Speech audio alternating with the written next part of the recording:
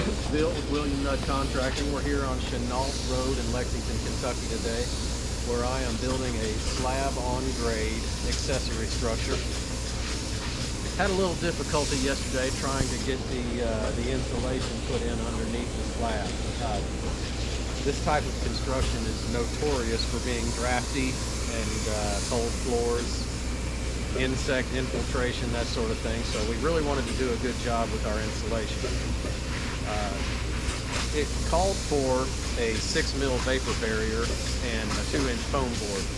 But as I tried to install that, just had a really tough time getting a good solid vapor barrier, and the foam began to rock, and I worried about the stability of the concrete slab. In this case, the concrete slab will be the finished floor. It's going to be a decorative concrete that will not have carpet or vinyl or engineered flooring on top of it. So no pad. Extremely important that we tried to keep it as warm as possible. So when I had the difficulty that I did yesterday, I realized that it just wasn't going to work out. So I called my friend and business partner John Galuzzo at Thermopro Insulation, who came up with a great solution for me. So today we are using a closed cell spray foam, which is doing a great job at adhering to the gravel and the block to create a solid vapor barrier and an excellent thermal rating for this application, which should be between an R10 and an R12. So with that, I'm going to hand it to John to tell you a little bit more about what we're doing.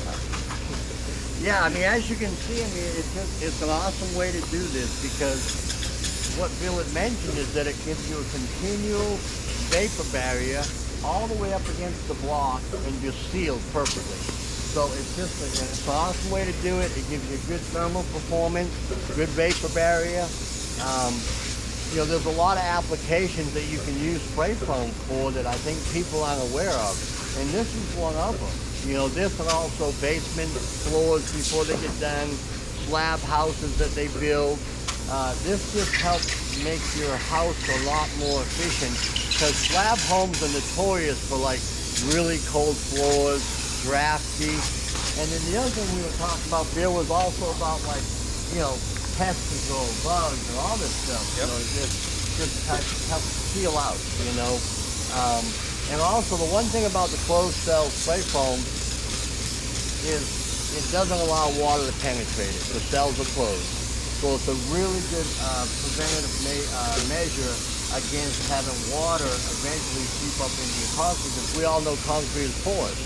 So it will allow water to penetrate right through it. But now the spray foam, it won't allow that, which is another great benefit. Water, and then, you know, I don't know if there's been any studies on this or not, but radon's been a big concern around here via, you know, concrete slabs and basement floors. And of course, we're getting a very solid seal, you know, right over the gravel and up to the block wall. So just a great way to do this.